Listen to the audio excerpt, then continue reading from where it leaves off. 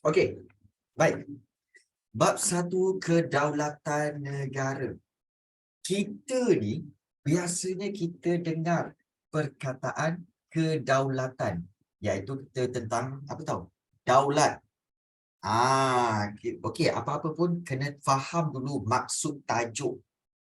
Tajuk dia kedaulatan negara. Kedaulatan tu apa cikgu? Daulat. Daulat tu tertinggi. Ya, contohnya macam kamu kita sama cakap apa? Daulat tuanku. Kan bila tuanku ataupun sultan lalu kan kita kata apa? Daulat tuanku. Kenapa kita buat macam tu? Okey, kerana kita mengakui ketertinggian kuasa tertinggi yang ada pada sultan itu.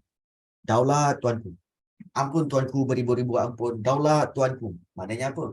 Okey, tertingginya kuasa tuanku. Kita akui. Sebagai rakyat, kita akui. So, itu maksud kedaulatan. Ketertinggian kuasa. Dan itu kalau sultan cikgu. Kalau kedaulatan negara? Kalau kedaulatan negara maknanya apa? Ketertinggian. Ketertinggian kuasa negara. Ketertinggian kuasa sesebuah negara. Dan kedaulatan ini sebenarnya adalah satu konsep lah. Kita kata satu konsep berkaitan dengan kenegaraan. Berkaitan sebuah negara yang memang telah diasaskan sejak daripada zaman tamadun Yunani lagi. Kalau korang ingat Form 1 dulu, kan ada tamadun Yunani korang belajar kan? Tamadun Yunani, tamadun Rom kan? Kan ada belajar tentang kedaulatan tu. Gelak korang ya. Dah lupa semua. Korang memang korang banyak lupa. Sebab apa? Korang guna konsep apa? Barang yang lepas cikgu. Barang yang lepas jangan dikenang. Tengkorak korang. Kalau sejarah kena ingat tau. Okey. Baik. Jadi kena ingat. So, okey. So, pelbagai tafsiran oleh tokoh tentang konsep kedaulatan muncul seiring dengan perubahan zaman. Okey. So, negara yang berdaulat, apa yang dikata negara berdaulat itu ya? Okey, dia mempunyai ciri-ciri tertentu yang menjamin hak dan kebebasan negara itu. Maksudnya di sini apa tahu? Negara berdaulat sebenarnya negara yang merdeka. Kalau negara itu belum merdeka, dia belum berdaulat. Faham? Faham? Negara yang berdaulat tu maknanya negara yang dah merdeka. Kalau negara tu belum merdeka, maknanya dia belum berdaulat. Belum. Jadi macam kalau belum berdaulat tu maksudnya apa cikgu? Kalau belum berdaulat, maksudnya negara itu masih lagi di bawah kuasa negara lain. Di bawah penjajahan kuasa lain. Kalau kita nak guna konsep ni kan, iaitu macam kamu semua. Kamu semua ni dah berdaulat ke belum? Belum. Kamu semua belum berdaulat. Sebab apa? Belum merdeka. Kerana apa? Kerana kamu semua masih lagi di bawah pengaruh ibu bapa kamu. Di bawah naungan ibu bapa kamu. Jadi bila kamu dah umur 18 ke ataupun dah belajar di universiti, dah kerja, itu dikatakan kamu telah berdaulat. Sebab kamu dah bebas. Dah boleh buat tindakan sendiri. Faham? Faham tak ni? Aku duk cerita. Faham tak ni? Sarina, Fatin? Mak saya kata saya tak boleh berdaulat sampai saya kahwin. Okey. Faham ya? Oh, ada budak pelajar perempuan kata, mak saya kata saya tak boleh berdaulat sampai saya kahwin. Okey. So kalau macam tu kamu kena kahwin cepatlah. Okey, baik. Seram. Oh, okey, seram. Risau. Risau. Okey. Baik. Risau. Oh, enggak mau. Itulah. Kan. Jadi, okey, bab ini kalau kita lihat, merujuk kepada ini gambaran dia yang pertama. Kalau kita tengok, ini adalah apa ni cikgu? Ini adalah istana negara. Istana negara yang baharu. Yang besar, istana negara yang baru merujuk kepada kedaulatan negara kita. Baik, jom kita tengok tentang iaitu konsep kedaulatan. Baik, konsep memang kena ingat dalam sejarah.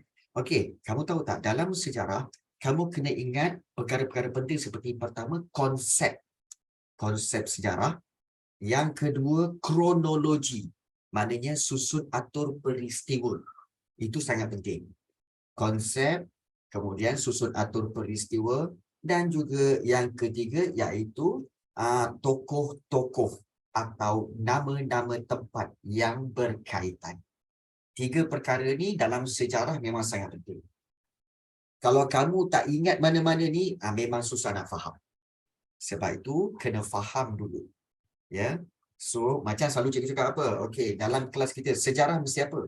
Faham. Faham bab tu. Kemudian yang kedua, mahir. Maknanya expert. Mahir dalam menjawab soalan.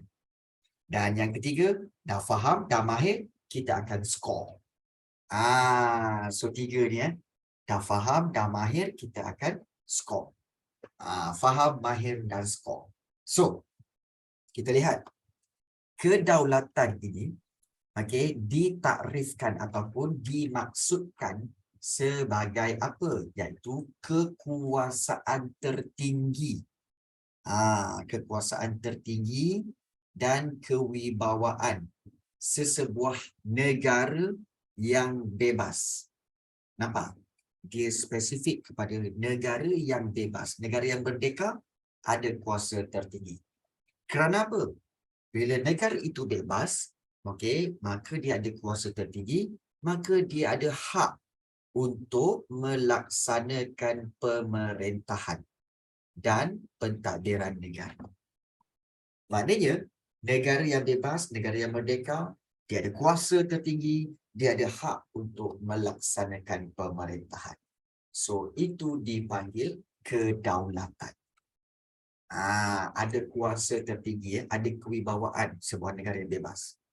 Dan kedaulatan negara kita ni dapat dilihat dengan lebih jelas sejak zaman Kesultanan Melayu Melaka. Ingat lagi Kesultanan Melayu Melaka? Kesultanan Melayu Melaka. Jadi kalau kita lihat, yang ni ingat, bab 1 form 4. Kesultanan Melayu Melaka, kalau kita refer kat sini, Kesultanan Melayu Melaka sebenarnya telah berlangsung sejak tahun bila cikgu? Sebenarnya Kesultanan Melayu Melaka ni, saya ingat, sejak tahun 1400 hingga tahun 1511. Maknanya berapa tahun tu? Bermakna hampir 111 tahun. Kesultanan Melayu Melaka. 111 tahun tu, lama tu. Baik, kemudian negara kita mula dijajah oleh Portugis. Kemudian mula dijajah oleh Belanda. Kemudian British. Kemudian Jepun. Kemudian British balik. So, pada waktu kedatangan kuasa-kuasa barat itu, Portugis apa semua, negara kita memang hilang kedaulatan. Negara kita tidak lagi berdaulat. Tetapi apabila kita merdeka pada 31 Ogos 1957, maka kita dapat balik kemerdekaan, dan bila kita membentuk Malaysia pada 16 September 1963, ini telah mengukuhkan dan memantapkan negara bangsa kita yang bebas dan berdaulat. Nampak tak? Maknanya kedaulatan negara kita ni sangat penting. Dan sebenarnya, cikgu, ada yang tanya, 111 tahun tu apa cikgu? Baik, ada yang tanya. 111 tahun tu maksudnya adalah 111 tahun kegemilangan, ataupun kita kata 111 tahun pemerintahan Kesultanan Melayu Melaka. 111 tahun. Ya, 111 tahun tu kita tanpa penjajah. Melaka ni, seluruh Malaysia ni dipanggil Melaka pada waktu itu. Seluruh tanah Melayu dipanggil Melaka. So kita memang berdaulat. Tapi bila Portugis take over, okey, kemudian juga datang Belanda, datang British, satu persatu negara, okey, atau negeri-negeri kita hilang kedaulatan. Namun akhirnya kita dapat juga merdeka pada tahun 1957. Tapi sebenarnya, okey, kalau tahun 1399 dan sebelumnya, okey, baik, soalan cepu cemas tu. Cikgu, kalau 1000, kita tak ada kedaulatan ni, cikgu? Ya, tak ada. Tak ada. Sebab kita perlu mengikut arahan penjajah. So, bila kita kena ikut arahan penjajah, kita tak ada kedaulatan. So, ada yang bertanya, sebelum tahun 1400 tu macam mana, cikgu? Ni yang tak tahu, bagi tahu. Daripada tahun 1 Masihi, Masihi, hinggalah ke tahun-tahun, iaitu 1399 Masihi lah.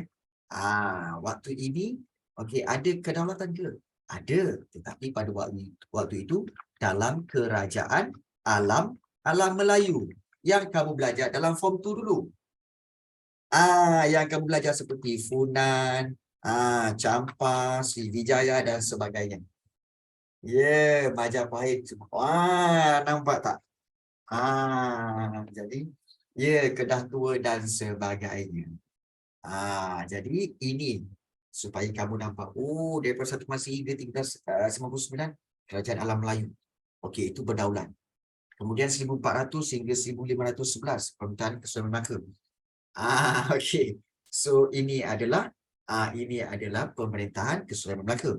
Tetapi bermula 1511 hinggalah ke tahun 1957. Negara kita berdaulat tak? Tidak. Sebab negara kita 1 Masihi bersamaan dengan tahun 1 Masihi bersamaan dengan 001 lah. 1 Masihi bersamaan 0001. Tahun pertama Masihi. Tahun pertama Masihi. Sampai 1399 Masihi. Okey. 1511 hingga 1957, apa yang berlaku? Negara kita dijajah oleh Portugis. Kemudian juga disusuli Belanda. Kemudian juga disusuli British. Dan kemudian juga disusuli oleh Jepun. Jadi, berapa lama kita dijajah, cikgu? Berapa lama negara kita telah dijajah? Hampir 446 tahun. Gila lama. 446 tahun dijajah. So, bila dijajah, tiada kedaulatan. Tak ada kedaulatan. Nampak tak? Jadi, dan masa sebelum Masihi tak dikira ke? Okey. Ada yang nak tanya sebelum Masihi? Aduh, okeylah, baiklah. Cikgu bagi tahu Kalau sebelum Masihi, dia nak cerita. Kalau sebelum Masihi, daripada 1 sebelum Masihi, sehingga sebelum Masihi, dan juga kita kata kita ambil lah tahun 1000 sebelum Masihi sampai 1 sebelum Masihi, pada waktu itu, sebelum tu, ini semua kan kamu belajar dalam form 1 dulu, iaitu apa? Zaman prasejarah, Paleolitik, Mesolitik, Neolitik. Kemudian juga zaman sebelum tu, zaman prasejarah, zaman apa? Zaman air batu. Ini semua. Jadi inilah dia pada zaman-zaman itu. Nampak tak? Jadi kamu perasan tak? Sejarah ni, daripada form 1, form 2, form 3, form 4, form 5 dah disusun ikut tahun. Dia dah susun ikut tahun dah. Yang zaman air batu, zaman prasejarah semua kan, tamadun tu form 1. Kerajaan alam Melayu form 2 sampai KMM form 2. Form 3 zaman Portugis, Belanda, British. Nampak form 3. Form 4 zaman Jepun. Nampak tak? Dia dah susun dah. Dia dah susun ikut time dah sebenarnya. Jadi sebenarnya sebab itu sejarah ni, kalau kamu tahu susunan dia, kamu akan kata, "Alah, zaman Rasulullah zaman apa, cikgu?" Okey, kau punya soalan ni kan. Okeylah, cikgu jawablah. Zaman Rasulullah, bagus soalan tu sebenarnya. Kan. Tak apa. Kita belajar santai-santai. Ingat cikgu ajar sejarah bukan nak habiskan silibus, tak. Bukan nak kejar-kejar habiskan silibus, tak. Cikgu nak berkongsi pengetahuan. Supaya kamu semua rasa, uish, rupa-rupanya aku tak tahu banyak lagi. Itu yang cikgu nak. Okay. So, bagus soalan-soalan itu. Seperti, ada yang bertanya, pada tahun-tahun zaman Rasulullah tu zaman apa, cikgu? Ingat, Rasulullah sebenarnya lahir pada tahun 590 Masihi. 590 Masihi, Dan juga, Nabi, telah meneruskan hijrah apa semua, sampailah, kalau kamu campur 63 tahun, Nabi wafat pada tahun 653 lah. Kita kata 53 Masihi. Bermakna ini zaman Rasulullah ataupun zaman Nabi Muhammad. So pada waktu itu apa yang berlaku pada negara kita? Pada waktu itu kerajaan alam Melayu. Pada waktu itu kerajaan alam Melayu. Nampak tak? Dia punya cantik dekat situ. Dan untuk pengetahuan kamu tahu kan bahawa sebenarnya agama Islam telah sampai pertama sekali di Kedah Tua. Kedah Tua menerima agama Islam mula-mula, iaitu Rasulullah, dan agama Islam sampai ke alam Melayu pada abad ke-7. Islam sampai pada abad ke-7. Means that maknanya betul lah abad ke-7 sebab waktu itulah Nabi wujud. Nabi masih ada. Kan? Yang ini kan 653 kan abad ke-7. Abad ke-7. Nampak tak? Jadi maknanya Islam telah sampai ke alam Melayu pada abad ke-7. Itulah dia susunatul dia. Okey. Wow, banyak maklumat yang kita kongsi pada malam ni. Baik. So ada yang tanya lagi. Aduh, ada. Okey, tak apa. Kita layan. Kita layan. Okey. Iaitu ada yang tanya, cikgu, habis Nabi Adam? Soalan ni cepu-cemas ni. Nabi Adam macam mana, cikgu? Nabi Adam, adalah wujud pada zaman-zaman prasejarah.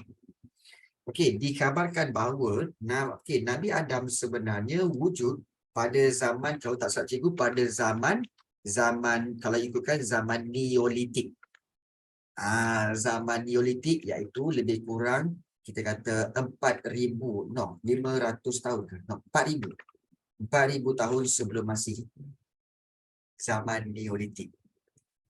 Inilah wujudnya dikabarkan iaitu wujudnya Nabi Adam.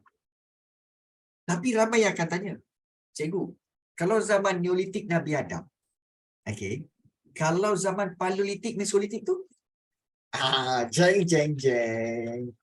Paleolitik dan juga Mesolitik. Yang itu siapa? Yang itu siapa? Zaman Mesolitik. Itu siapa? Sebab orang cakap apa? Cikgu, bukan ke Nabi Adam tu manusia yang pertama di bumi? Setuju tak? Dalam Kristian pun kata apa? Dalam Kristian kata bahawa manusia pertama adalah manusia yang pertama ialah Adam, betul? Ya, Adam. Tapi kalau Adam pada zaman Neolitik, siapa orang masa zaman Paleo dengan Mesolitik? Ayo. Ini info-info yang best ni sebenarnya. Baik. Untuk info yang macam ni, cikgu kena lah lega, nak sambung balik. Jom kita sambung balik. Jauh benar kita ni. Baik. So, kita lihat dah macam-macam korang tanya, zaman Neolitik lah, zaman Rasulullah lah, zaman Mesolitik dan sebagainya. Kita kembali kepada takrif kedaulatan. Apa itu kedaulatan? Baik, kedaulatan dibahagi kepada 4 bahasa. Iaitu takrif dari sudut bahasa Yunani. Yunani itu bahasa apa? Bahasa Greek lah. Bahasa Greek ya. Kedaulatan ialah super news ataupun supremacy. Yang bermaksud agung atau tertinggi. Perkataan ini merujuk kepada negara yang bebas dan merdeka. Super news, supremacy itu adalah bahasa Yunani merujuk kepada negara yang bebas dan merdeka. So negara bebas dan merdeka, mereka ada super news ataupun supremacy. Merujuk kepada bahasa Yunani. Perlu hafal ke? Tak perlu hafal, boleh faham. Nanti cikgu akan bantu kamu cara-cara untuk memahamkan dia dan mengingatkan. Dan dulu cikgu akan bantu. Baik. Kemudian dalam bahasa Inggeris, okay, kedaulatan ialah sovereignty. Yang bermaksud negara yang mempunyai kuasa penuh terhadap pemerintahan. Kita ada kuasa penuh. Zaman dulu, ada negara yang masih di bawah penjajahan. Okay, so dia tidak ada kuasa penuh. Tetapi bila dia merdeka, maka dia ada kuasa penuh terhadap pemerintahan. Contohnya apa, cikgu? Contohnya, kalau korang ingat lagi tentang apabila berakhirnya Perang Dunia Pertama, ada banyak empayar-empayar yang berpecah, betul? Dan negara-negara itu telah membebaskan diri. Contohnya negara apa? Boleh tulis dalam Zoom chat sekarang. Negara apa yang telah merdeka selepas perpecahan empayar Rusia, empayar Turki Uthmania, empayar Jerman? Contoh negara apa? India. Apa dah India, Hafiza? Poland. Bukan. Ini Perang Dunia Pertama. Poland. Bukan. Ini negara-negara di Eropah. Iaitu apa? Negara-negara Eropah. Austria, betul. Poland, betul. Kemudian juga Finland, Bosnia, Yugoslavia. Itu semua negara-negara. Ya, Hungary. Itu semua adalah, ya. Okey, Poland tu yang betul. So, itulah negara-negara yang telah berjaya membebaskan diri dan mendapat kuasa penuh dalam pemerintahan. Sebab dulu diorang di bawah Rusia. Ada yang juga di bawah Turki Uthmania. Ada juga di bawah Jerman. Semasa Perang Dunia Pertama dan sebelum Perang Dunia Pertama. Jadi, jadi itulah yang kita lihat tentang negara berkuasa penuh. Baik. Daripada bahasa Arab.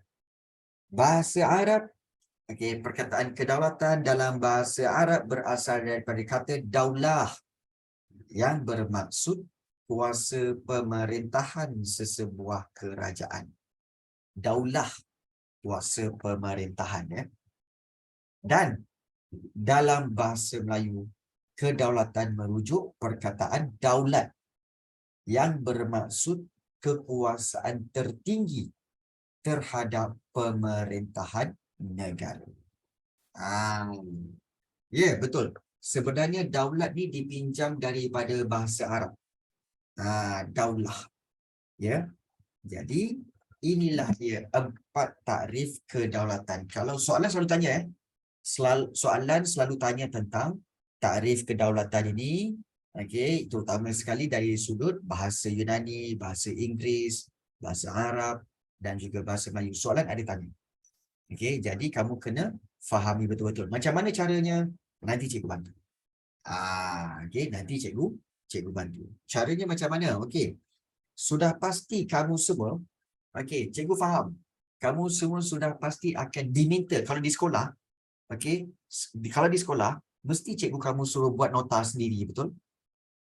Ke cikgu kamu bagi nota? Ya, betul. Ada yang buat nota sendiri, suruh buat nota sendiri, betul? Tapi korang tak rajin kan? Jujurlah. Jujurlah pada cikgu, tak apa. Jujurlah, korang bukan rajin pun. Dah agak dah. Dah agak dah, korang memang tak rajin. Memang. Saya rajin sikit.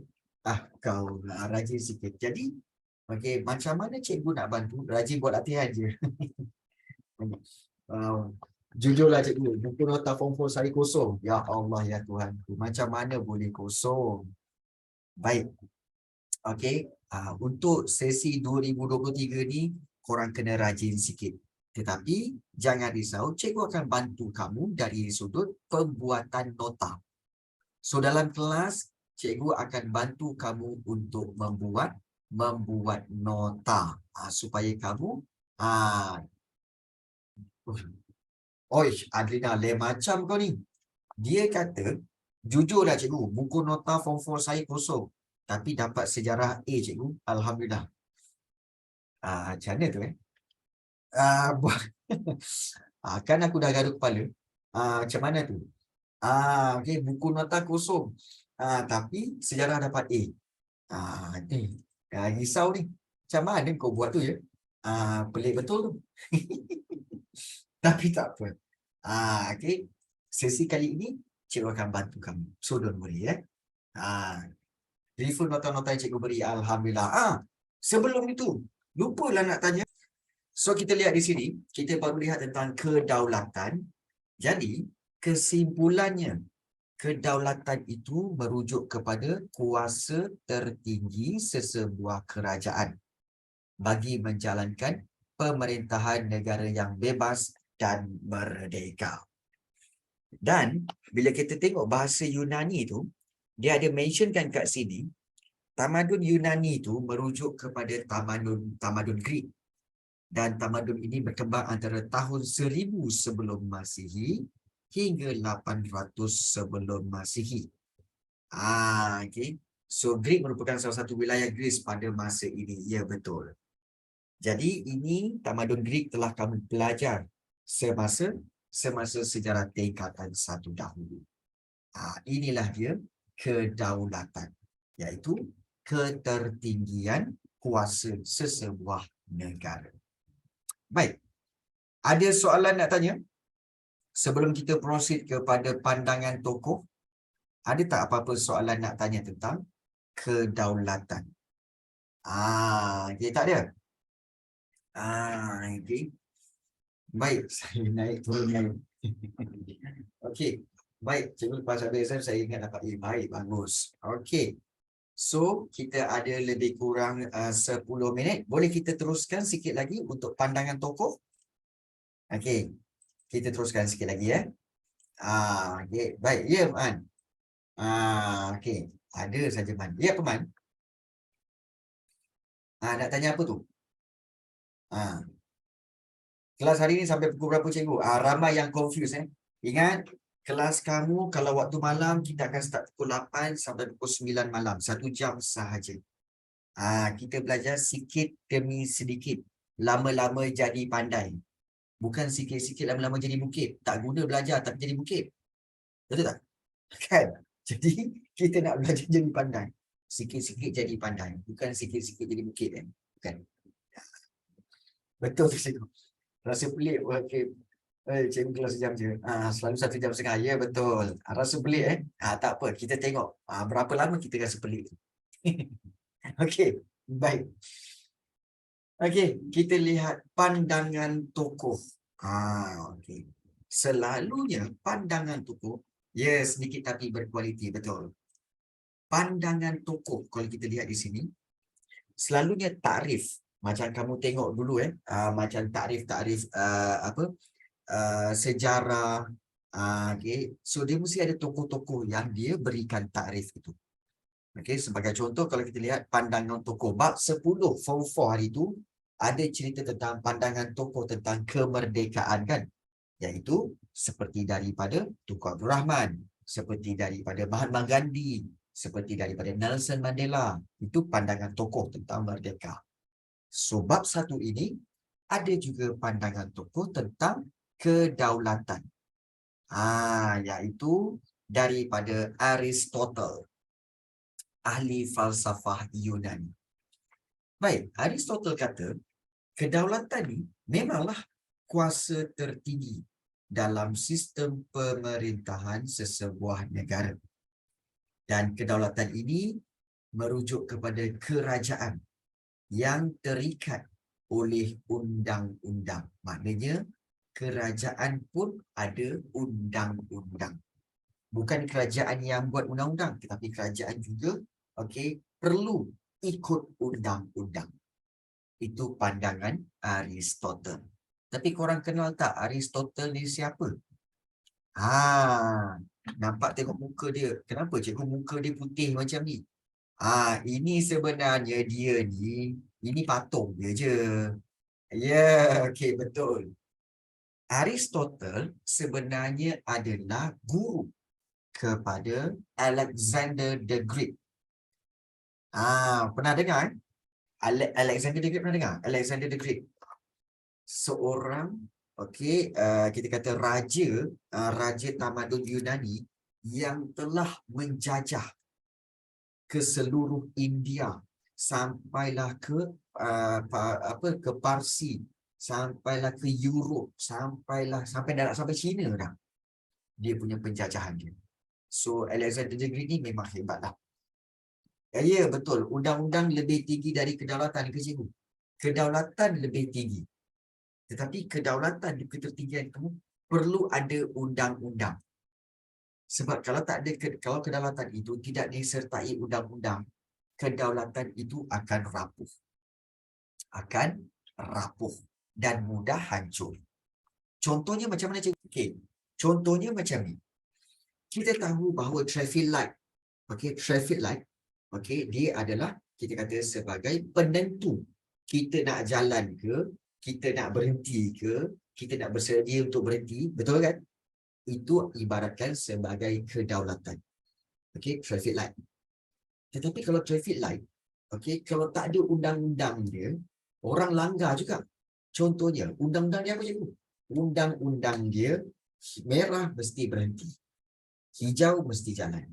Kuning mesti bersedia untuk berhenti. Betul? Itu undang-undangnya. So, kalau ada kedaulatan tanpa undang-undang, manusia akan langgar juga. Faham? Kedaulatan mesti disertakan dengan undang-undang. Mesti terikat dengan undang-undang. Kalau kita tengok bukan nak kutuk maaf cakap lah kadang-kadang bapak kita lah bawa kereta, tengok sampai traffic light, hijau lagi, dah nak sampai kuning, bapak kita buat apa? Bapak kita bukan bersedia untuk berhenti kan? Bapak kita buat apa? Bapak kita lagi laju, betul? Lagi laju. So kita pun macam pelik. Macam mana cikgu tahu? Cikgu tahulah. Jadi kita kata macam, bukan ke? Kamu boleh tegur tau. Mungkin kamu akan tegur. Bah, bukan ke kuning tu bersedia untuk berhenti? Kenapa abah jalan juga? Mungkin abah kamu cakap apa? Kau diamlah. Abah yang bawa ni. Kan? Kamu pun, okey bah. Kan? Ataupun abah kamu kata, nak cepat lah. Kan? Jadi, nampak tak? Ya, betul. Itu. Kalau orang tu butuh warna lain. Itu dah tahu undang-undang pun dilanggar. Kalau tak ada undang-undang, bayangkan kalau warna merah jalan, kemudian warna hijau berhenti. Warna kuning lagi laju. Hancur jalan raya ni. Aksiden je. Betul? Jadi kedaulatan tu ibarat tiang traffic light tu, dan undang-undang adalah peraturan yang menentukan merah apa, kuning apa, hijau apa. Jadi kita kena, Rena, kau diam-diam lah, kau jangan bagi tahu.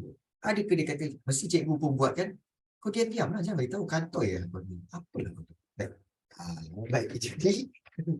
Jadi pentingnya ada kedaulatan dan terikat dengan undang-undang. So itulah kata Aristotle. Iaitu daripada Tok Guru, seorang Tok Guru Alexander the Great. Kan? Sama-sama. Jadi, janganlah kau ni kan kantoi itu. Kan? Baik.